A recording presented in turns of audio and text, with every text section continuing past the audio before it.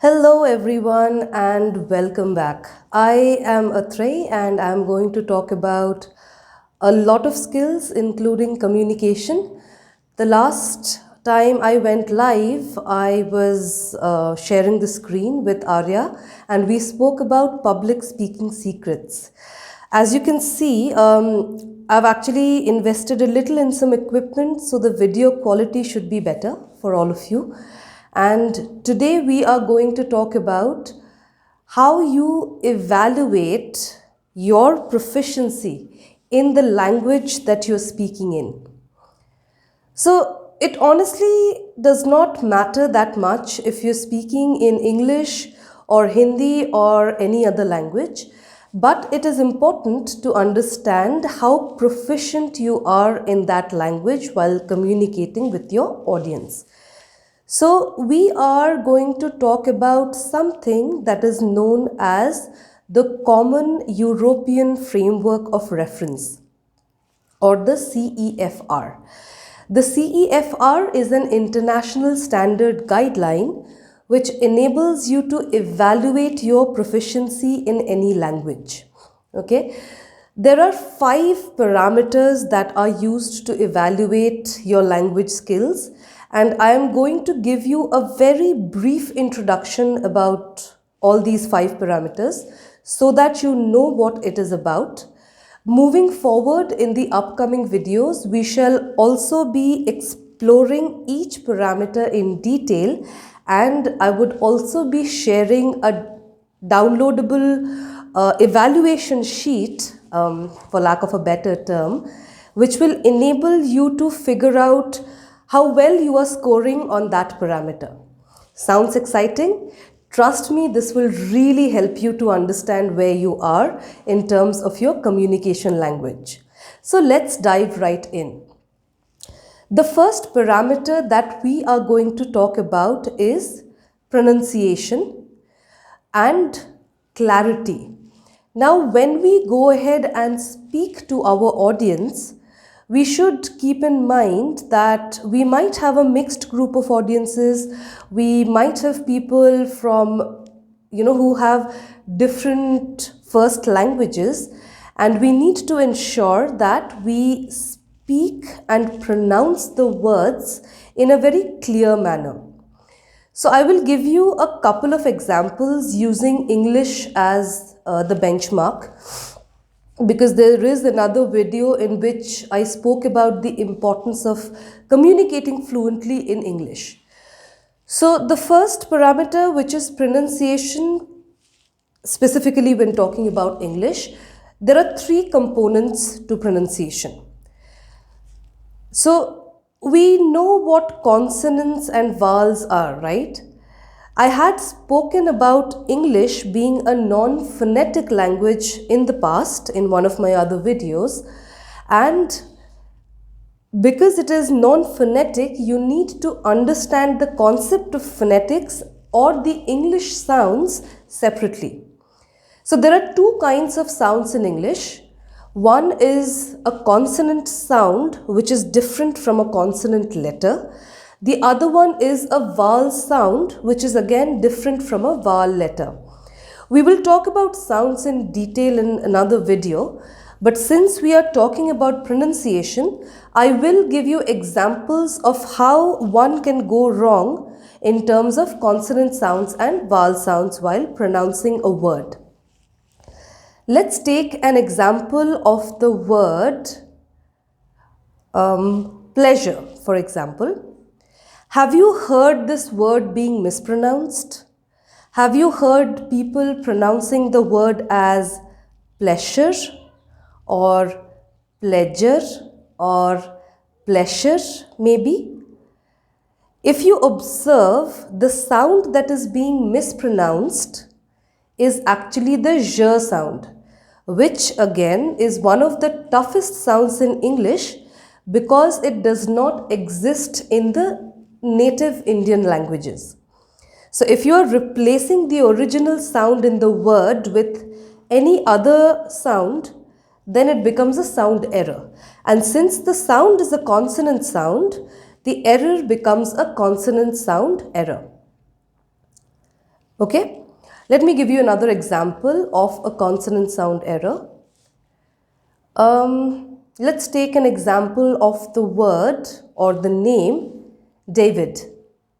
David. Someone might pronounce the word as David. You might have heard that, right? So, do you hear how David and David sound different? So, the D sound is actually being mispronounced. Since D is also a consonant sound, this is another example of a consonant sound error. Let us now move on to vowel sounds. I hope you remember what vowels are. If not, we'll explore it in another video. But for today's example, I will talk about the word metro, metro, and that is pronounced as metro.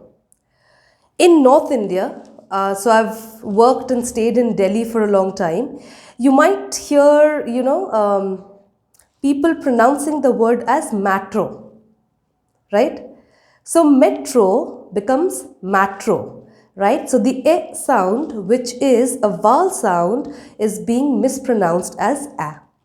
That is another example of a sound error, specifically a vowel sound error, which can distort your pronunciation, right? So we've discussed two of the three components so far: consonant sound errors and vowel sound errors. What is the third component of pronunciation? Now let's take an example of a longer word in terms of syllables. I'll quickly tell you what a syllable is. A syllable is actually the smallest unit of sound you can break a word into without distorting the pronunciation. For example, the word car, that's C-A-R, has only one syllable. You can't really break the word into smaller parts without distorting the pronunciation, right? Let's take an example of the word daughter. Can you hear the break between do and t? So that's two syllables in the word daughter, right? Let's take a word which has more than two syllables. Carnival. Carnival. So that's three syllables for you, right? I hope you get the idea of what a syllable is. Why are we talking about syllable in terms of pronunciation? Because when a word has more than one syllable, you emphasize on one particular syllable. I'm now going to give you an example of a word which I have heard being mispronounced a lot, and the word is technology. Can you guess the number of syllables in it? Let's do this. Tech, no, l, g. So that's four syllables for you. Have you heard this word being pronounced as technology, where the emphasis is being put on law and it sounds like technology instead of technology, right? So the right syllable stress is on no, but if you shift the syllable stress to law, the word pronunciation gets distorted, right? So pronunciation, again, talking about English, since we know how important it is and since a lot of people struggle, the first parameter for evaluating your proficiency in a language is the way you pronounce the words. Three components of pronunciation: consonant sounds, vowel sounds, and syllable stress. Cool? I hope this is clear. In case you have questions, I would love to hear them in the comments, please. All right, great. So let us now move on to the second parameter, which is accuracy. Accuracy talks about grammatical correctness. I know grammar might seem boring, but honestly, we can't do without grammar, can we? Let me give you an example of a grammatical error which may impact the meaning conveyed. So here it goes. If I say, She went to her village to sell her land along with her husband. Let me repeat. She went to her village to sell her land along with her husband. What do you think this sentence means? What exactly is she selling? Is she only selling the land? Or is she also selling her husband, which she obviously can't, right? Let me give you the correct version of the statement. She went to the village along with her husband to sell her land. Now the error is in the order of the words. If you say she went to her village to sell her land along with her husband versus she went to her village along with her husband to sell her land, I hope you can see how the meaning is being impacted just by changing the order of the words used. So grammar essentially is a very vast topic. We shall pick up segments and talk about them in the upcoming videos. But I just wanted to give you an idea about how incredibly important it is and how it is one of the parameters which will let you know how good or bad you are in the language that you're choosing to communicate in. So we've spoken about communication, we've spoken about accuracy, which is grammatical accuracy. Now we will move on to the third parameter. The third parameter talks about fluency. What do you think fluency means? Do you sometimes feel that while speaking there is a lot of hesitation and the rhythm and the flow of the language gets broken? Maybe you use a lot of filler words.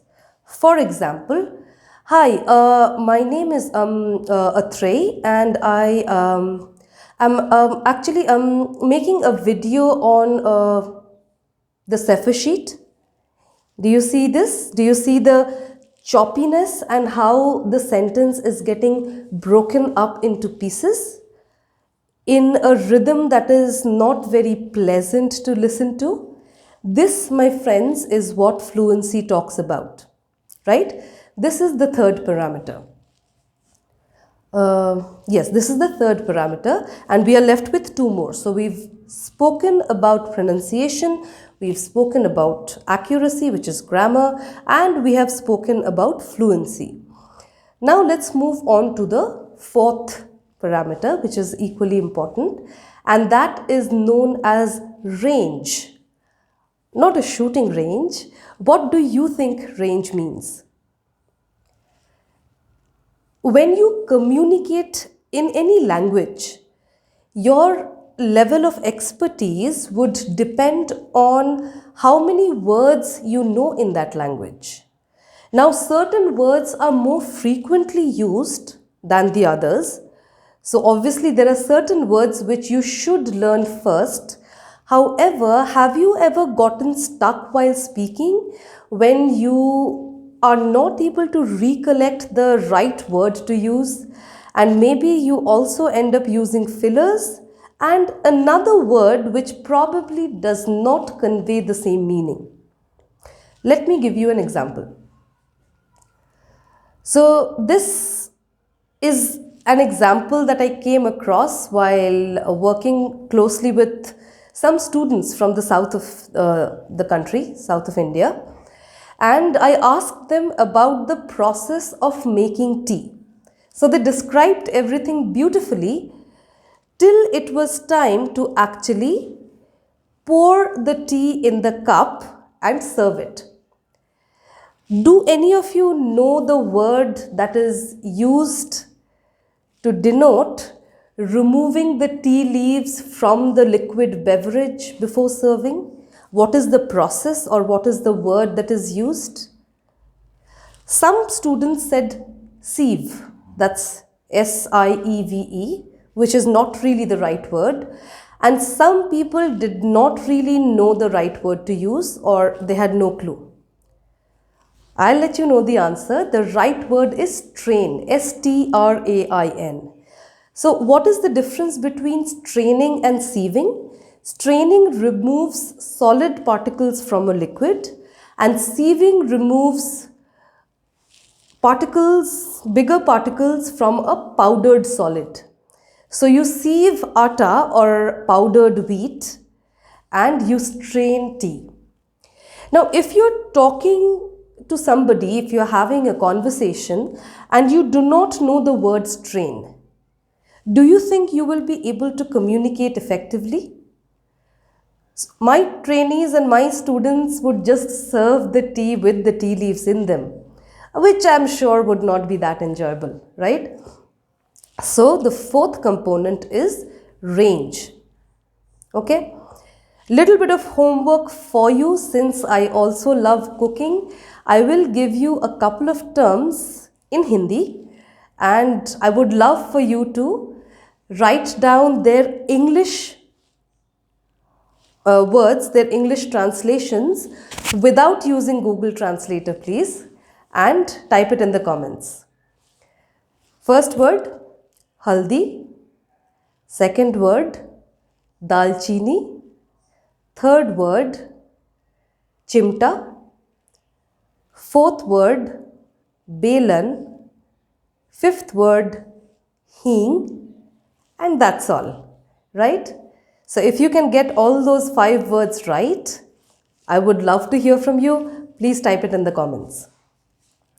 So, quick recap: pronunciation, accuracy, fluency, and range, which talks about your vocabulary or the repertoire, or a bag of words that you're using to communicate. So what is the last one? The last one is also equally crucial, and we will definitely be talking about this at length because it can convey up to 38% of communication, right? And the last component is known as interaction. Interaction is actually a pretty wide component which encompasses a lot of elements like the rate of speech or how fast you are speaking. It will include your tone or pitch, right? So I can probably say, let's do this through an example. Let's take an example of the phrase, hello, how are you? And let's take 4 different situations and see how the tone changes. Situation 1, if I have to say this to somebody who I see at work every day, so it will probably be a neutral tone. Hello, how are you? Right? Situation 2, how would you say this to somebody you've met but you don't like at all, but you're face to face in some scenario and you have to greet them but you don't really like them? So you'll probably sound like this. Hello, how are you? Disinterested. Third situation, how would you say this to a friend who you lost contact with and you suddenly see him or her at the marketplace and you're very thrilled and taken aback and surprised and excited, and you would probably go, hello, how are you?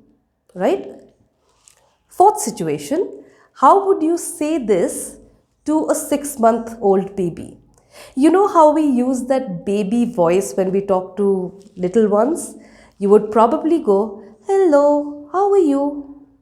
Do you notice the difference in the meaning conveyed?